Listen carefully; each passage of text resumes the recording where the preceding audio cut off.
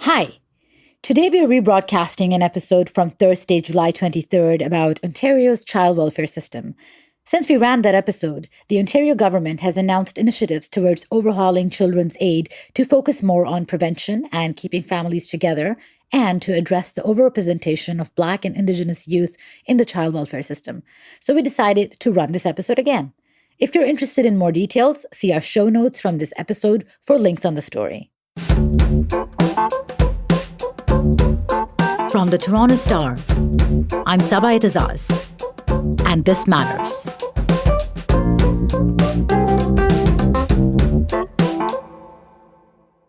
I want you to imagine that you're a child protection worker and you have to respond to a report of child abuse. You walk into a home unannounced, unexpected, and uninvited.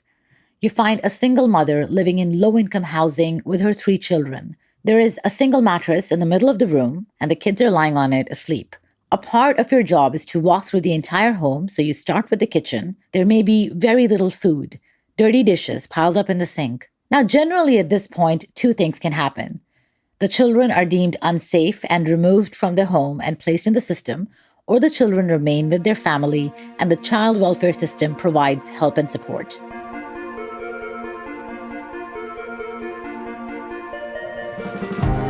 I asked you to imagine yourself in that home, to ask yourself what crossed your mind. What race or ethnicity did you think that family was? The numbers show that if those children were white, it is more likely that those children would stay with their families. According to Toronto Children's Aid Society, Black Torontonians only represent 9% of the city's population, while Black children represent the highest percentage of children in their care. The CAS says it recognizes that poverty is part of the issue, but it's also more than that, like systemic racism, that the CAS admits is a problem. So how do we fix this? In today's episode, I talked to Mahesh Prajapat, the Chief Operating Officer of Toronto Children's Aid Society, who says it's time for CAS to stop trying to bring children into the system and focus on supporting the family instead.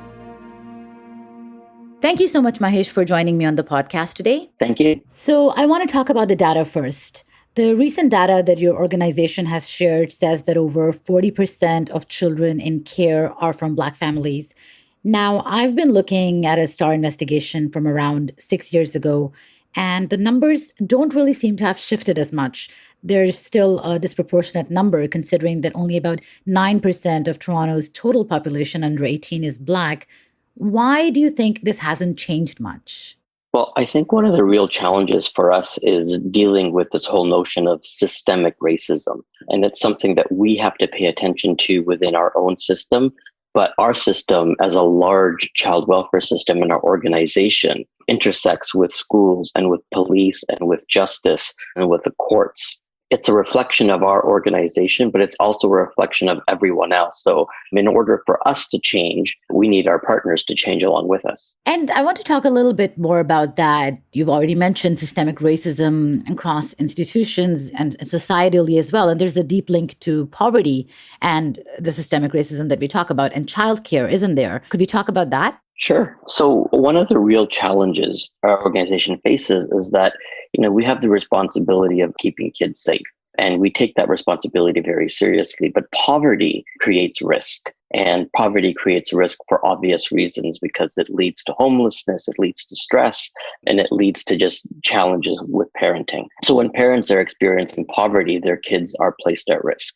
And now we want to find more helpful ways to manage poverty rather than investigate families and remove children from their homes. And that is really what we're trying to do, is to find better solutions to the real problem of poverty. And that's what I want to come to, because you've often talked about the need to stop trying to bring a child into the child welfare system and focus on supporting the family instead. So how do you see the groundwork being laid for that? I think we start by clearly stating that we are an organization of the Children's Aid Society of Toronto that firmly and 100% believe that kids do best at home. We really want to make that our platform for our service principles and our service objectives, that children do best when they are at home and in their communities, and that we have a long history of demonstrating that children who grow up in care do very poorly. They have poor education outcomes, poor employment outcomes. They're isolated, they're separated from their families, and they experience numerous mental health problems, etc. So the foundation for it is for us to say, we want to design our services around keeping kids at home. And then we sort of expand from there. But that's how we started, by saying that we fundamentally believe that kids belong at home, and we want to design the service framework around that principle. And I want to talk about some more details around that as well, including your campaign, Journey to Zero. But when you're talking about kids doing best at home and supporting families, what do you mean by that? Where does the CAS come in on that? And what are the ways you can do that? Our Children's Aid Society, as many Children's Aid Societies, are designed in a way that if you are worried about the safety of a child, you call a Children's Aid Society. And that Children's Aid Society then completes an investigation into the concerns raised. And in worst case scenarios, as you just mentioned, Saba, is that the risk is exceptionally high. Children are removed. And so we really want to start to find different solutions to maintaining kids at home and creating safety at home. And many of our programs are now designed to ensure that even though risk exists, that risk can be managed and mitigated through different approaches rather than removal. We have implemented quite an elaborate framework around managing the safety of children while allowing them to stay home. And that's where the CS Toronto's Journey to Zero campaign comes in as well. I think it started almost 8 months ago. Can you tell me more about that and what was its goal? And 8 months later, what have you learned from it? Yeah, so our Journey to Zero is a partnership that we have with the Children's Aid Foundation of Canada, who is our fundraising arm. And they have done a fabulous job in finding donor support to fund this program. We actually started the fundraising around 2 years ago, and then it took us a little bit of time to secure all the donors and raise the funds to launch the program. But our Children's Aid Foundation of Canada was able to raise almost $7 million. And so we've started what we'd like to call simply a prevention department. We will be launching 3 interventions that focus solely on the idea of prevention. And so, like I say, Children's Aid Societies and our Children's Aid Society of Toronto is built on this notion of protection, that if you're worried about the safety of a child, you call a Children's Aid Society, and we launch an investigation to protect children. But really what we believe is that if we invest in families, and if we build family capacity, and if we build family networks, it makes families stronger, it makes children safer, it makes communities stronger. So we really want to focus on prevention. That's what our Journey to Zero is all about. And the zero, what it represents is that not that no children will be in care, but that no children will grow up in care. And we understand that we live in a world of crisis, and we live in a world where crises happen in families, and children may need to be placed in alternative placements temporarily. But we should then work as quickly as we can to mitigate risk and get kids back home. So the zero represents our commitment to not raising children. So the Journey to Zero program was running parallel to the actual investigations work as well. Do you think there are any concerns that it might lose its effectiveness because of that? There's a certain trust factor needed to initiate a program like this. Is there any worry that it might be considered more of a token move if the actual focus with the government funding and the work is still on the conventional way of doing things, the investigations work? Yeah, that's a great question, Saba. I think that what we've done is we've actually partnered with other organizations to provide the prevention work. So your question around trust is a really good one, in that the Children's Aid Society of Toronto has a long reputation in our city of being an organization that certain populations, marginalized populations, whether it has to do with race or whether it has to do with poverty, are very mistrusting of us because of their historical experience of their intersection with their organization. So we have a lot of work to do to rebuild that trust. So what we've done is we have partnered with other helping organizations that are experts in the area of prevention. And so we have a professional from another organization doing that work parallel to our own organization. So it gives the family a very different feel that this is, though the Children's Aid is supporting it, I have a professional from a helping organization that has a different reputation actually doing the work. So that's part of the answer to your question. The other thing that you mentioned, it was are we worried that it's token? Again, that's a great question. But the reality is that we get about 100 to 120 calls a day about children who are at risk. And so that work isn't going to go away. Those calls will keep coming, and it's schools that are calling us, police that are calling us, etc. So we want to have a parallel processes where we're still dealing with risk, but we're also still dealing with building family capacity at the same time. So it is absolutely not token.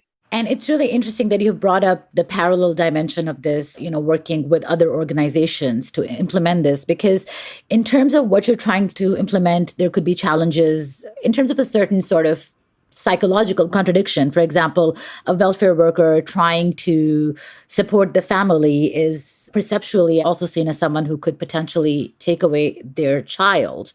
So how do you address that trust issue? Should this organization be the one doing this in the first place? So I just want you to elaborate more on the system. If you're working parallel with other organizations, will they be supplementary? Will they be from the community? How would that work? So I think what we have to do is have a very long-term approach to this. And so the Children's Aid Society of Toronto has existed for 100 years. And if we have a reputation, we've created that reputation. And so now we have an opportunity to create a different reputation. But you can't create a different reputation if you just do the same thing. So we understand that we have a responsibility to have the client experience be very different. And if we continually have the client experience be very different, where people feel like they have been helped, if people feel like they have been listened to, if people feel like they have been supported, then I think we will change our reputation as an organization, and the community and the people that need us the most will see us as somebody that does more than investigate them and remove their children. Our goal as an organization at the end of the day simply is to fundamentally change the client experience. So that when you call a Children's Aid Society, or when you call the Toronto Children's Aid Society, you are listened to, you are partnered with, you are seen as the expert in the life of your own family and your own children, and we are helping you protect your own children versus protecting your children from you. And that is really something that I want to really stress, is that our service framework is focused on the notion that we should be helping families protect their own children and not protecting children from their families. And reputations take a long time to build, and reputations take a long time to change. We are not pretending that we're going to gain the trust of our community in months, and that we understand that we have a long road ahead of us in doing that work, but we're very committed to it.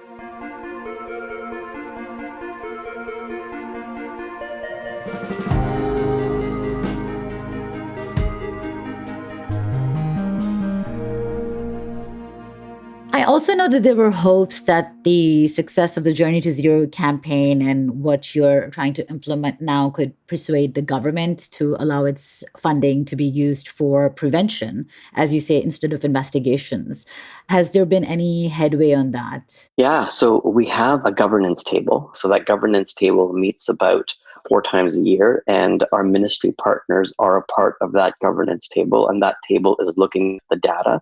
It's looking at the outcomes. It's looking at the process of all families that have gone through our Journey to Zero program and the outcomes of those families. And so they have absolutely been at the table with us. They are interested in this. There's a modernization process happening in child welfare, and everybody has a desire to improve the lives of children and families so that children don't have to be separated. So the ministry has been a partner, and they are a partner at our governance table, which is really nice to see that they are very interested in the outcomes. And at the end of the day, this is a demonstration project. So we've been given a certain amount of money from Children's Aid Foundation of Canada and their donors. It is very heavily research and evidence informed. So we have to prove that the families that go through this program experience different outcomes. And there is a heavy research component to the program to demonstrate that there is a better way to do things. And I want to talk to your point about reputation and credibility. And you made a great point about how trust and reputation in a community takes years to build or rebuild.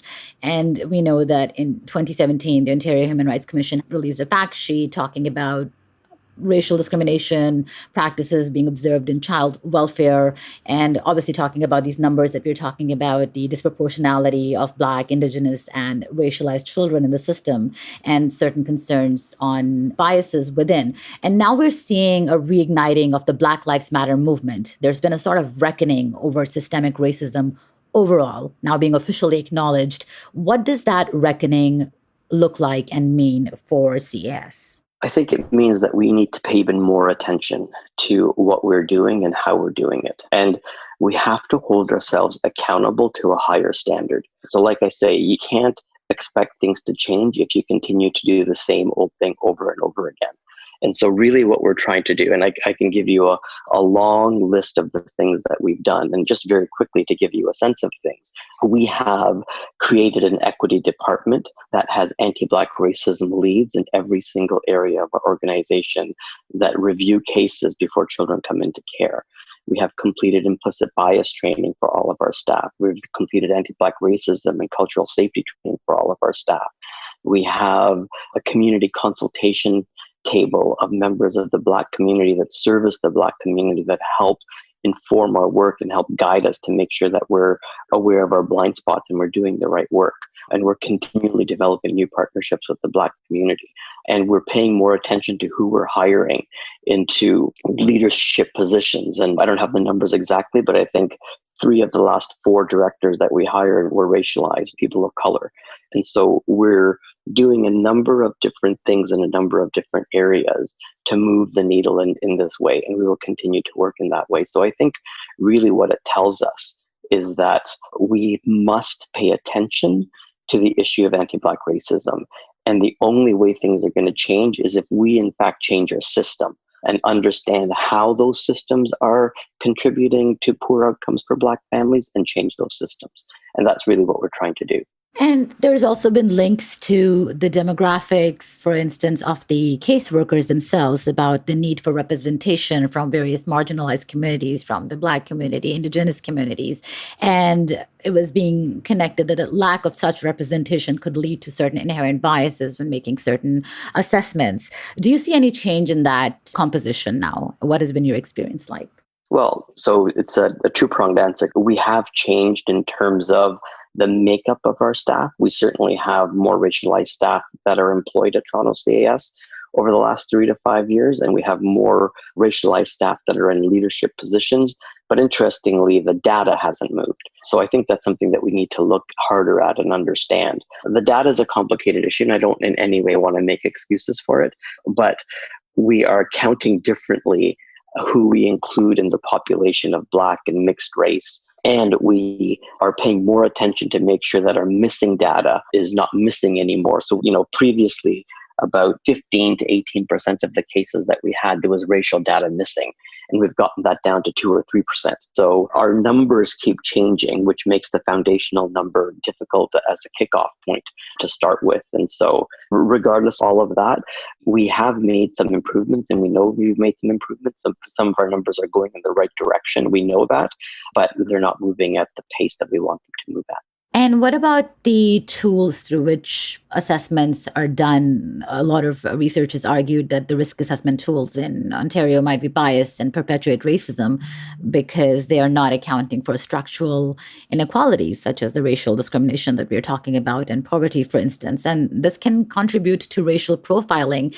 Are you running your assessment tools through an anti-racist lens? Yes, absolutely. So we have implemented what we call an equity and signs of safety framework. And so our anti-Black racism leads and our equity director are going through a very long process of ensuring that the work that we do is equity informed. And so that is where the implicit bias training has come in. That's where the cultural safety training has come in. But Sab, I just want to be honest with you. This is a very difficult needle to change and a very difficult needle to move. We have 800 or 900 staff. We have staff that have worked with us for 20, 30 years, and they're all amazing individuals and they're dedicated, but they have work to do. And we all have work to do. Understanding our biases, understanding how implicit bias impacts our decision making and our thinking is difficult work. And we are committed to that work, but we shouldn't pretend that it's easy. And we shouldn't pretend that if you attend a training, you're going to all of a sudden not have issues of bias inform your decision making. So the tools are only as good as the people that apply them. And we understand that. And so our responsibility is to create a workforce of people who are committed to work of equity and who are committed to going on personal journeys of understanding their own issues of implicit bias and racism so that we have an equity-informed organization. I want to talk to you a little bit about your experience as well. You started off as a child protection worker at the CAS initially, is that correct? Oh my goodness, I did. That was a long time ago. I did. I started, I don't even know the year, but probably in the early 90s as a social worker. Part of that work is also that of potentially removing a child from the family. So tell me about your experience. What do you remember the most strongly from that work? And has that informed the way you see the CS's approach currently? So I had the privilege of speaking at something called a 514 Talks, and it's where 5 people speak for 14 minutes. And I told the story of remembering the very first time that I apprehended a child. And it was, for me, it's a very powerful memory because it's something that stays with you. You're removing a child from their home, even though it happened like 25, 30 years ago, the memory is still there. It's a very powerful thing to have to walk into someone's home and walk away with their child and explain why. It's traumatic for the child, it's traumatic for the family, and it's not something that is easy to forget. So I do remember that, and that absolutely informs, the way I think, the way I work, and my commitment to the field and to the organization. It reminds you of the importance of this work. We are responsible for the safety and the well-being of children, and we have to do everything that we can to ensure that children are safe. The irony of it all is that when you remove a child, you are dealing with only short-term safety. So you've dealt with the immediate risk, but you've created a whole host of long-term risk. And so we want to recognize that long-term risk, and we want to find different solutions to it. And that's really, again, what we're trying to do in terms of ensuring that kids stay at home to avoid that long-term risk that we create when we separate kids from their homes. And just on that long-term risk part, my last question to you was about that. What are the impacts or the consequences that you've seen over the years for children, particularly racialized children that grew up in care? Oh, there's so much there, Saba. But I think that the key thing is we really do value identity.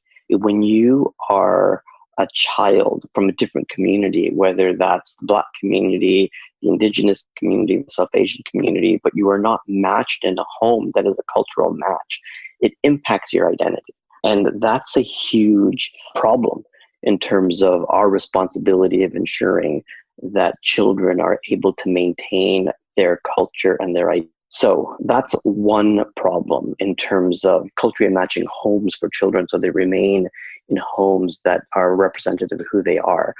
But then the other thing is that, research tells us that high school graduation rates of children who grow up in care is about 30% less than the regular population, that the employment outcomes are quite poor for kids who grow up in care, that they have very serious mental health problems or addiction problems. They experience homelessness. We know that kids in care also are targets of human traffickers, et cetera, et cetera, et cetera. So there's a very long list of very serious problems that children who grow up in care experience. And I think in our hearts, we all know that the notion of a children's aid society, the Toronto Children's Aid Society, raising children is just not something that is going to lead to a good place. I do understand that there have been children that have grown up in care and that have been very successful. And those children are incredibly strong and incredibly resilient. And they should be commended for their success, being able to be successful and grow up in care. But the vast majority of children who grow up in care don't do well. And we really want to pay attention to that long-term risk. And more importantly, we just want to invest in families. I've never met a parent that doesn't want to be successful. I've never met a parent that doesn't want to be a good parent. So our responsibility is to help parents get there, not remove children from their families. Mahesh, thank you so much for being on the podcast today. Wow, thank you, Saba. It was a pleasure speaking with you. Thank you so much. That was Mahesh Prajapat, who started at the Toronto Children's Aid Society as a child protection worker and is now the Chief Operating Officer. That's it for today. Thanks so much for listening. This Matters is hosted and produced by me, Saba Eitizaz, Adrian Chung, and Raju Mutter. Produced and mixed by Sean Pattenden, and our director of programming is JP Fozo. Our show theme music is by So Called, and our episode music is by Mike DeAngelis. We want to hear what stories matter to you. Please send us comments, questions, or ideas to thismatters@thestar.ca. Please consider supporting the journalism the Toronto Star newsroom does at thestar.com. And don't forget to subscribe to This Matters on Apple Podcasts, Spotify, or wherever you listen to your favorite podcasts. Let's talk soon.